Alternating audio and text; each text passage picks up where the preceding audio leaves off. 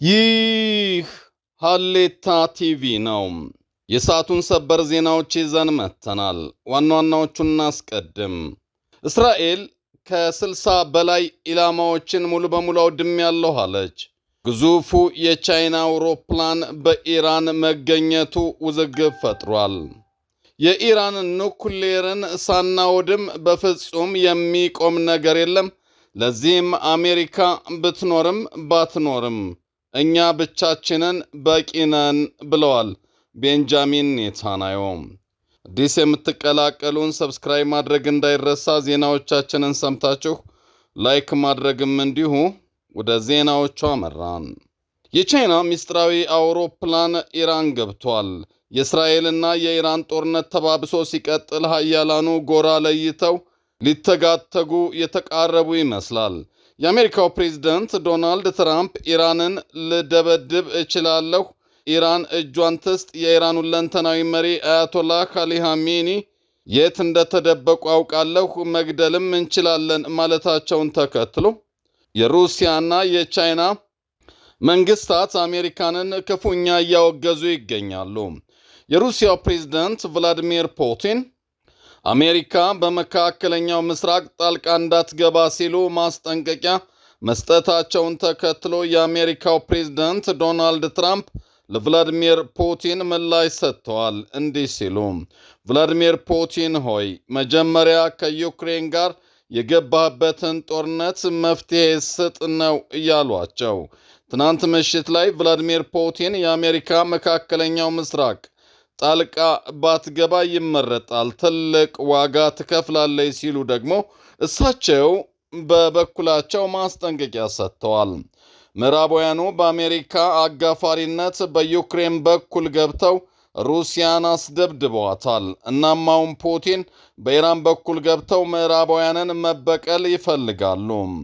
ሩሲያ ከዩክሬን ጋር ጦርነቱ ስትገባ ከኢራን ተተኳሾችና ሻሂድ ድሮኖች በካስፒያን ባህር ጭራሮ እንደ ጫነ ግመል በመርከቦቿ እየጫነች መውሰዷ አይዘነጋም። ኢራን ተመተው አይወድቁም የሚባሉ የጦር አውሮፕላንና የስለላ አውሮፕላኖችን መታ መጣሏ ከጀርባው የቻይናና የሩሲያ እጅ እንዳለበት ግን ትልቅ ጥርጣሬ አለ። ከትናንት ወዲያ ሌሊት የቻይናው ካርጎ አውሮፕላን ከቻይና ተነስቶ በፓኪስታን አድርጎ ኢራን ድንበር ሲደርስ ራዳር ጠፍቷል ሲል ዓለም አቀፉ አቪዬሽን አስታውቋል። ያ የቻይና አውሮፕላን ለዚያውም ኢራን አየር ክልልን በዘጋችበት በዚያ ጊዜ ኢራን መግባቱ የምስራቁ ጎራ ማለትም የቻይናና ሩሲያ የሰሜን ኮሪያ ከኢራን ጎን መሰለፋቸውን እርግጥ ያደርገዋል የሚሉ አሉ። የቻይና አውሮፕላን ወደ ኢራን ሲገባ ምን ይዞ ይሆን? ኢራን ብቻዋን ነው ወይ የተዋጋች ያለችው የሚለውንም ጥያቄ ውስጥ እየከተተው ነው። የአሜሪካ አንቶኖቮች እስራኤል መጥተው የጦር መሳሪያ አይነት በአይነቱ ሲያራግፉም ታይተዋል። አሜሪካ ቦምብ ጣዮቹ ግዙፍ አውሮፕላኖቿን በመካከለኛው ምስራቅ አስደፍጣ አድብተው እንዲጠብቁ እየተደረገ ሲሆን የዶናልድ ትራምፕ ትዕዛዝም ብቻ ይጠብቃሉ። ኢራን የእስራኤልን ከተሞች ክፉኛ እየደበደበች ትገኛለች። በዚህ መሃል ትናንት በቤርሻባህ የሚገኘው ሶርቃ ሆስፒታልን ደብድባለች የኢራን አብዮታዊ ዘብ ኃይል። ይህንንም በኩራት ደበደብኩት ሲል ገልጿል። ግዙፉን የዳይመንድ መሸጫም አብዮታዊ ዘብ ኃይሉ አውድሟል። የኃያሉ የስለላ ድርጅት የሞሳድ ጽሕፈት ቤት ሕንጻም ወድሟል። ከሃይፋ ከተማ ከፍተኛ ውድመት የደረሰ ሲሆን የኢራን አብዮታዊ ዘብ ኃይል የሃይፋና የጃፋ ከተማ ነዋሪዎች ለቃችሁ ውጡ ሲል ማስጠንቀቂያ ሰጥቷል። አብዮታዊ ዘብ ኃይሉ ይህንን ይበል እንጂ ትናንት ሕዝብ የሚታከምበትን ሆስፒታል አውድሞ በኩራት ደበደብኩ ብሏል መባሉ ክፉኛ እስራኤልንና የእስራኤል ደጋፊዎችን አበሳጭቷል። ኢራን ፋታህ ብላ የሰየመችውን ሚሳኤል አውጥታ ወደ እስራኤል አስወንጭፋ ዛሬ ማለዳ በደቡብ እስራኤል ከባድ ፍንዳታ ተሰምቷል። የኢራን ፋታህ ሚሳኤል ከመሬት ተወንጭፎ ወደ ሰማይ ሲምዘገዘግ ላዩ መብረቅ የወረደ የሚመስለው የኢራን የጦር መኮንኖች ተገድለውባት በጽኑ እንዲህ መቆሟ ያስገርማል። እስራኤል ትናንት ሰፊ ልምምድ ስታደርግ ነው ያለችው። አየር ባየር ነዳጅ የሚሞሉ የጦር አውሮፕላኖቿ እጅግ ከመሬት በመነሳት የኢራንን አየር ክልል አልፈው ወደ እስራኤል ተመልሰዋል። እስራኤል አራክ በተባለ ቦታ የሚገኘውን የኑክሌር ማብለያ ደብድባ በዋና ከተማ ቴህራን ከባድ ፍንዳታ ተሰምቷል።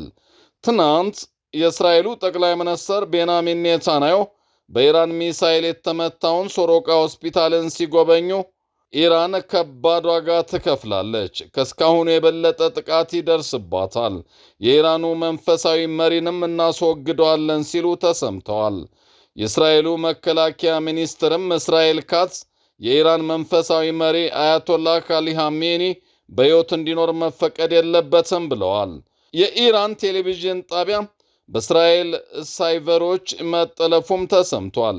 በ2023 አንዲት ኩርዳዊት ወጣት በቴህራን ሂጃብ አላረግሽም ተብላ በፖሊስ ተይዛ መገደሏ አይዘነጋም። በወቅቱ የኢራን ሕዝብ ግልብጥ ብሎ ወጥቶ የአያቶላህ መንግስትን ተቃውሞ ነበረ። ሴቶች በአደባባይ ሂጃባቸውን እያወለቁ በእሳት እያቃጠሉ ፀጉራቸውን በመጠቅለል እየቆረጡ ነበር የተቃወሙት። ያንን ተቃውሞ ባዚች በተባለ የአያቶላ ታጣቂ ቡድን በርካቶችን ገደላ፣ ቆሰላ፣ አሰረ። ትናንት ታዲያ የሳይበር ጥቃት የተፈጸመበት የኢራን ብሔራዊ ቴሌቪዥን ጣቢያ ሲያሳይ የነበረው ያንን የተቃውሞ ትዕይንት ነበረ።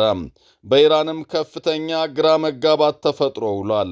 የእስራኤል የጸጥታ ኃላፊ ኢታማር ቤንጊቨር አልጀዚራ በእስራኤል መተላለፍ የለበትም ሲሉ ተናግረዋል። አልጀዚራ ከዚህ በፊት በቴል አቪቭ እና በዌስት ባንክ በነበረው የእስራኤል መከላከያ ሰራዊት እነዚያን በዌስት ባንክና በቴል አቪቭ የሚገኙትን ቢሮዎቹን መዝጋቱ አይዘነጋም። አሁን በዮርዳኖስ ኦማን ከተማ ቢሮ አድርጓል። ዋና መቀመጫውን ኳታር ዶሃ እንደሆነም ይታወቃል። አንድ የጀርመን ሚዲያ ባልደረቦች በእስራኤል የሚሆነውን ሁሉ ቪዲዮ እየቀረጸና እየዘገበ ሳለ ወከባ ተፈጽሞበታል። እስራኤል የኢራንን አገዛዝ ልክ እንደ ሂዝቦላህና ሐማስ ለማድረግ በጥፍሯ ቆማለች። ሰውነት ውስጥ ገብቶ ደም ሳይነካው ይወጣል የሚባልለት የእስራኤል የስለላ ድርጅት ሞሳድ ኢራንን ሲበረብራት ከርሟል። እናም አንድ ቀን አያቶላህ መንግሥት ጉድ ይሰራዋል ተብሎ ነው የሚጠበቀው። ሞሳድ በኢራን በዘረጋው ሰንሰለት የተነሳ ባለሥልጣኖች አይተማመኑም ነው የሚባለው። እንዲያውም አንዳንድ የኢራን ደጋፊዎች የአያቶላህ ራሳቸው የሞሳድ ሰላይ ናቸው ሲሉ ጥርጣሬያቸውን ያነሳሉ። ጠቅላይ ሚኒስትር ቤንጃሚን ኔታንያሁ አሜሪካ ድጋፍ ብታደርግልን ባታደርግልን የኢራን የኑክሌር ማብለያን የማውደም ዕቅድ በፍጹም የማይቀር ነው ማለታቸውም የሚታወስ ነው። 9ኛ ቀኑን እየያዘ ባለው የእስራኤልና የኢራን ግጭት የተፈጠሩ አዲስ ክስተቶችም አሁንም ቀጥለዋል። የእስራኤል ጦር የኢራን የኑክሌር ምርምር ኤጀንሲ ዋና መስሪያ ቤትን ጨምሮ ከ60 በላይ የሚሆኑ ይዞታዎችን በቴህራንና በሌሎች ስፍራዎች ላይ ማጥቃቱን አሳውቋል። የኢራን ሚሳኤል በደቡባዊ እስራኤል ቤርሼባ ከተማ የሚገኘውን የቴክኖሎጂ ፓርክ መምታቱን ተከትሎ በርካታ ሕንፃዎች ወድመዋል። ሞት ባይከሰትም 7 ሰዎች ግን በደረሰባቸው ጉዳት ሆስፒታል ናቸው። የዩናይትድ ኪንግደም፣ የአውሮፓ ህብረት፣ የጀርመን፣ የፈረንሳይ ከፍተኛ ዲፕሎማቶች ከኢራን ጋር የውጭ ጉዳይ ሚኒስትሩ ጋር እየመከሩ ነው፣ ጠብ ያለ ነገር ባይኖርም።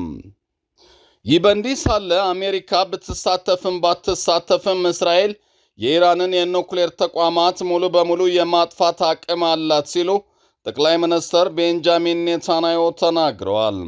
ጠቅላይ ሚኒስትር ኔታንያሁ እንዳሉት የአሜሪካው ፕሬዝደንት ዶናልድ ትራምፕ ቢሳተፉም ባይሳተፉም አሉ እስራኤል የኢራንን የኑክሌር ተቋማት ሙሉ በሙሉ የማጥፋት አቅም አላት። ብዙዎች ግን ይህንን ጉዳይ ይጠራጠራሉ። እስራኤል ብቻዋን ማውደም በጣም ይከብዳታል ነው የሚሉት።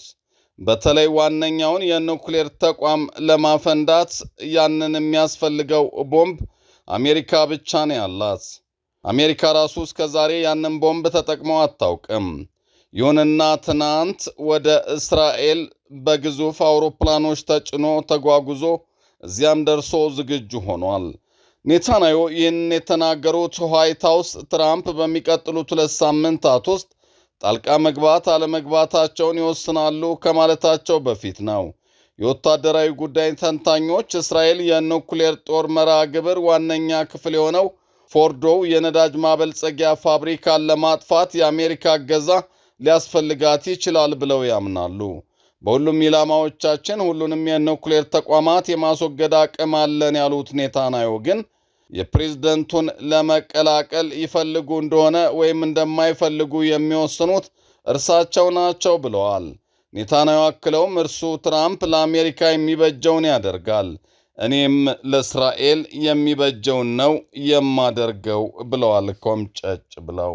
በሌላ በኩል የፈረንሳዩ ፕሬዝደንት ኢራን ለመደራደር ፈቃደኝነቷን ልታሳይ ይገባል ብለዋል። የፈረንሳዩ ፕሬዝደንት ኢማኑኤል ማክሮን ከእስራኤል ጋር ያለው ግጭትን ለማስቆም ፈረንሳይን ጨምሮ አውሮፓ ሀገራት ለኢራን የዲፕሎማሲ ፕሮፖዛል እንደሚያቀርቡ ተናግረዋል። ማክሮን ፕሮፖዛሉ በ4 ዋና ዋና ክፍሎች መዋቀሩን ገልጸዋል። የዓለም አቀፉ የአቶሚክ ኢነርጂ ኤጀንሲ በኢራን ሥራውን እንደሚጀምር፣ የዩራኒየም ማበልጸግ ሥራውም ወደ ዜሮ እንደሚያሸጋግር ይናገራሉ። የኢራንን የቦለስቲክ ሚሳይል እንቅስቃሴ መቆጣጠር ሌላው ዕቅድ ነው። ኢራን በቀጠናው አሉ የተባሉ ተዋጊ ቡድኖች ላይ የምታደርገውን የገንዘብም ሆነ የመሳሪያ ድጋፍ ታቆማለች። በኢራን ውስጥ ያሉ ታጋዮችን ነፃ ማውጣት፣ ይህም በኢራን እስር ቤት ውስጥ የታሰሩ የውጭ ዜጎችን ያካትታል ይላል ዕቅዱ። ኢራን የምናስቀምጠው ፕሮፖዛልን በተመለከተ በመድረኩ ተገኝታ ለመደራደር ፈቃደኛ መሆን አለባት ሲሉም ማክሮን ለጋዜጠኞች ተናግረዋል።